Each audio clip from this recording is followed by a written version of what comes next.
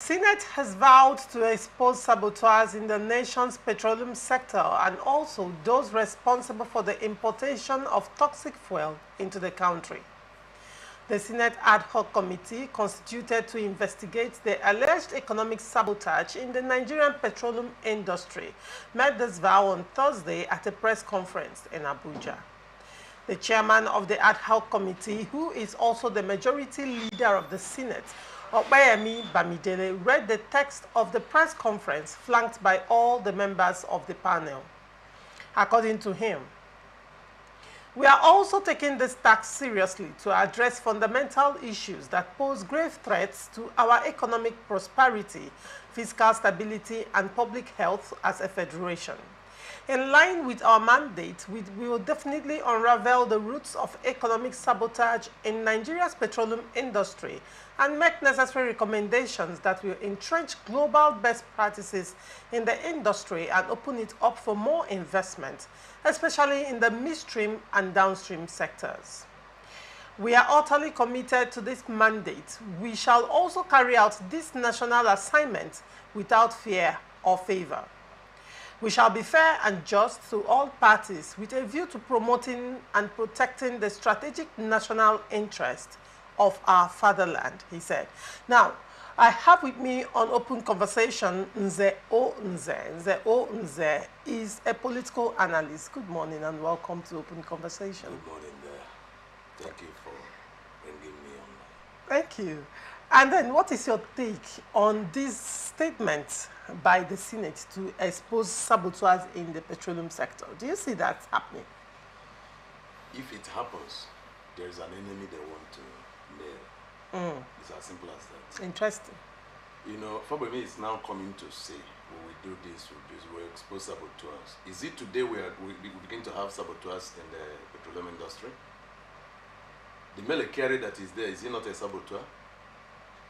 All the directors around there have not been sabotaging the Nigerian petroleum industry. Look, the truth is that when our people come to talk, they do not know that the world of leaders revolve around intelligence. They believe that as they look at it, as they see it in their own eyes, that is how everybody will take it. Somebody like me don't believe in. Honestly, by saying that, I just know that there's somebody they want to kill. There's somebody they want to catch. Is it today we begin to have adulterated petroleum product? Sometimes I put fuel in my vehicle and it knocked the vehicle. And nobody cares what I suffer to fix it. And the same thing is happening now. They're even shouting. They are now talking because Dangote is by the corner, putting some little fire on them.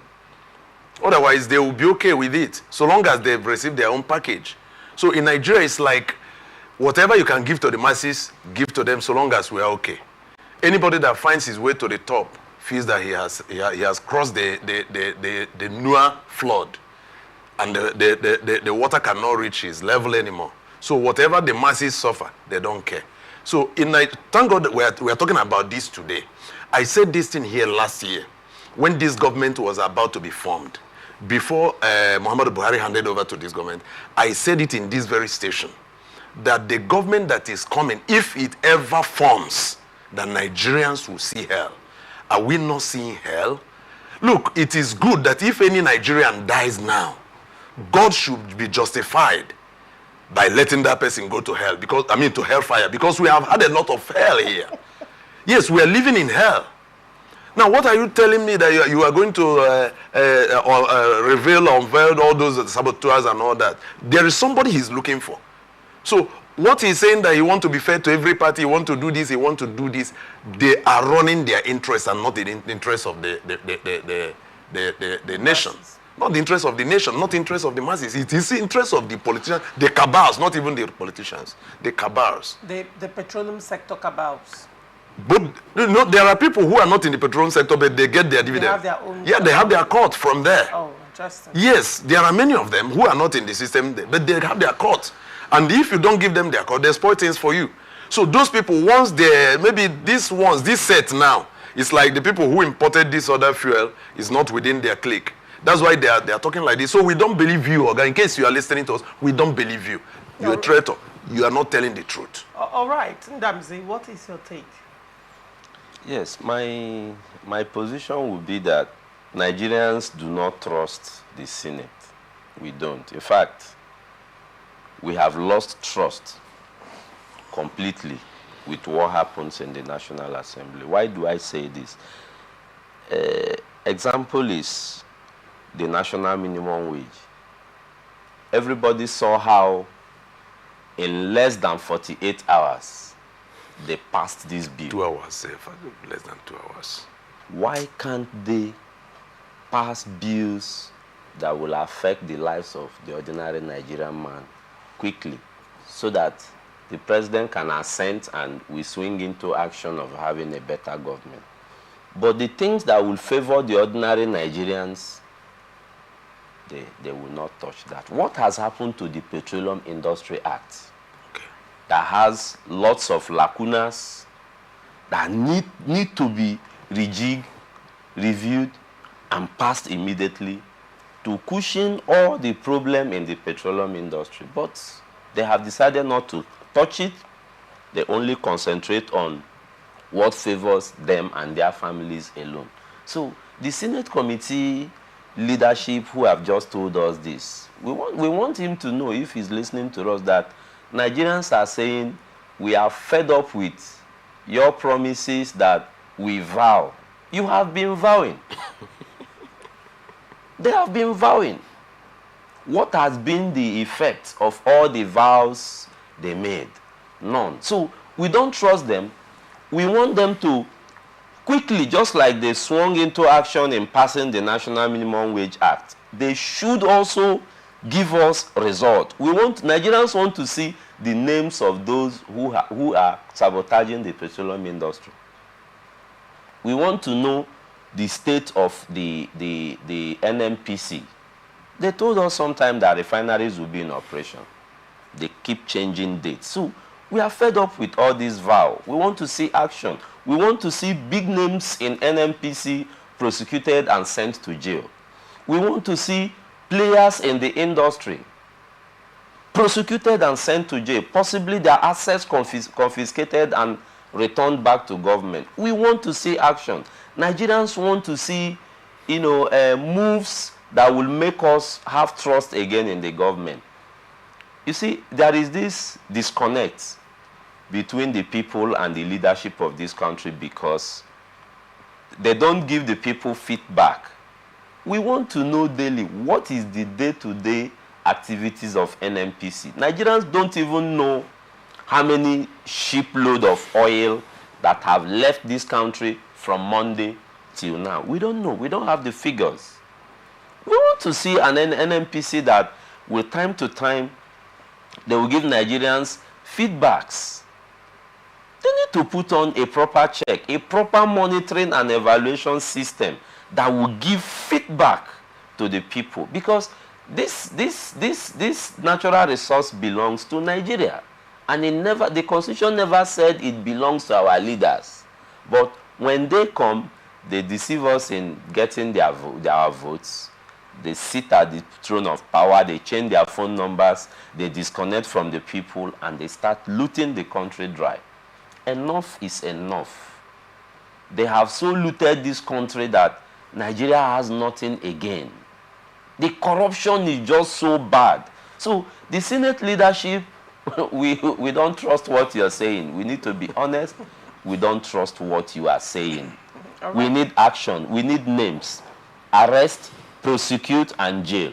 Then we will start trusting you. Right. Otherwise, we don't trust you. Interesting. Both of you are saying the same thing. But very quickly, Nze, you recall that Dangote in recent times has come out to say a lot of things, and some damning statements have been made against NNPC, and even pointers to the federal government, so to speak. Now, some of the things Dangote said brings to question the moribund refineries that we have in the country. And, over the years, Nigerians have been crying out, why do we have oil, we export oil and then bring in adulterated oil? And we are one of the country producing oil, the highest, among the highest oil producing countries in the world. But then we literally sell petrol the highest as well. It doesn't make sense. Now, the fact that Dangote is having issues, even sourcing oil to refine, the question would be, what are the vested interests? Could it be that the moribund refineries, it's a deliberate act on the powers that be or vested interests to ensure that these refineries don't work? You see, thank you for bringing it from this angle now. That is why you heard me say that we don't trust our leaders anymore. And by God's grace, I'm a public man. I speak to a crowd, to a group of people every day. And my take, to a large extent, is derived from their take. Okay. My view, to a large extent, is derived from their view. You see, look at Nigeria. If we have not been raped, if anybody think that Nigerians do not know that they have been raped by the political class, let them rethink again. Now, we have refineries, 3 major refineries, but they have been moribund. They have been laid there for centuries, for decades now. And you ask yourself, what is the problem with fixing these refineries? Each government, successive government that comes, will invest millions and billions of dollars in servicing this refinery. When they finish, they leave it like that. Which means there are few that are benefiting from the exportation and the importation of oil. But look at it. To whose detriment? To the detriment of the common man. When you move, each crude contain a lot of various minerals in them. But you see, the only one we have is that PMS and AGO. Kerosene now is not even there again. It's that they have seized it, and they are bringing cooking gas and all that, natural gas. And you see how costly it is. Now, why is it that the owner of a river is not having water to boil, to cook his food? That is what is happening to us. Now, Nigeria is there, and Dangote came as an individual and built a refinery. After building a refinery, they refused to give him our own crude that is within the backyard of Dangote's refinery. They refused to give him. They will send it out. That Dangote had to go elsewhere, to another continent altogether, to bring crude. Our leaders are shameless. And look, when I said they are shameless, how we want them to be bold enough. I just watched this morning, and I see how our airport is, international airport is flooded with people who want to japa. 95% of them are politicians. Where are they running to? If the people you are holding on the ground has suddenly woken up to say, "Oga, why should I be on the floor?" and you are now running, which means you're a bad man. Okay, what you're saying now, they want to leave the country. They want to leave before August 1. Ahead of the protest. Yes, because they have given threats, and I believe that those threats they gave, they simply gave the protest publicity. Yes, because the more you are telling a beaten child not to cry, you are encouraging him to cry the more. Yes, a child that is feeling pain, and you are telling him not to cry. So you see, to a large extent, that if the deed is not done, this Nigeria may not accommodate us all again. Nnamdi Kanu has said he want to leave Nigeria. They say you cannot leave. All of us must suffer and die here. It's okay if we must stay together. Like for me, I say I love one Nigeria. I love this country, and I've done everything. I have vowed to myself I will never live in another man's country. I can only visit and come back. But to say I'm living there, I don't do it. So leave. We don't want to leave. Make this place comfortable for us. You refuse. Why are you being this wicked? If you cannot allow Dangote refinery to refine oil and sell to Nigerians, and you cannot allow our own Port Harcourt, Warri, and Kaduna refinery to refine oil and sell to Nigerians, then why are you doing this to us? Today, Dangote is crying. And I know why he's crying. Because Tinubu government and the cabals within the cabinet did not favor him. If they had favored him, he would have kept quiet. That is why he's now crying. In as much as I love him, because he's one of the entrepreneurs that has invested so much in this country. If about maybe 20% of his kind can invest in this country will be better. We won't be importing everything we're importing today. So I salute him, yet I know that in some areas he's still compromised. But today, what is biting Nigerians has beaten him a little and he's shouting. Maybe they will hear his voice and they listen to all of us. All right, Ndamzi, you wanted to say something. Yes, I want to add that corruption is the major problem in the petroleum industry, and any president who will dislodge the petroleum cabal in Nigeria will forever remain our greatest hero, because the NNPC is like the headquarters of our national cake. So there are few cabals in the country whom have held that headquarters, that towers, NNPC towers, very strong. They have decided not to let go. And some of them are not politicians, but are more powerful than politicians. So we want our president to come up clean and dislodge this cabal, possibly reject the board of NNPC. If I were him, I would, with the accusation Dangote made, by now, I would have asked the board to resign. Because you need to be proactive as a leader for people to take your leadership serious. If there are no sanctions, those behind will not obey instructions. So people need to be seen as scapegoats to salvage a particular situation. If there are no scapegoats, then it means improvements are not seen in the system. So in my own opinion, the government should involve proper monitoring and evaluation in that petroleum industry. They should come up with clean records. If they sold 20 trucks of crude in a day, Nigerians should know. There should be proper system. It's just that the leadership in NNPC and also in the federal government are beneficiaries of the scam and corruption there. If not, there are proper mechanisms to check if a drop of crude touches a vessel. We should know. This technology are all over. I have had records to interact with a team in the US sometime. They were proposing pipeline security. And the proposal, when I read it, oh my God, I said, with this proper mechanism in place, we will not lose a bottle of crude. But trust the country.